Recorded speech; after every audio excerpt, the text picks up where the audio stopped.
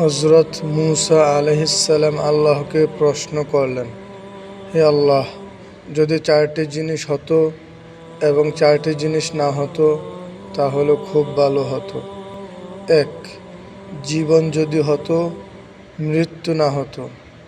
2. যদি জান্নাত হতো, জাহান্নাম না হতো। 3. যদি ধনী হতো, গরিব না থাকতো। 4.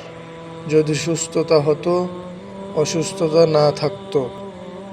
আল্লাহ তাআলা তার জবাব দিলেন, হে মূসা, যদি মৃত্যু না থাকতো তাহলে বান্দার সাথে কি আমার সাক্ষাৎ হতো না? যদি জাহান্নাম না হতো তাহলে আমার আযাব কি কেউ ভয় করত? যদি গরিব না থাকতো, বান্দা আমার শুকরিয়া আদায় করত না। যদি অসুস্থতা না থাকতো, বান্দা আমায় স্মরণ করত না।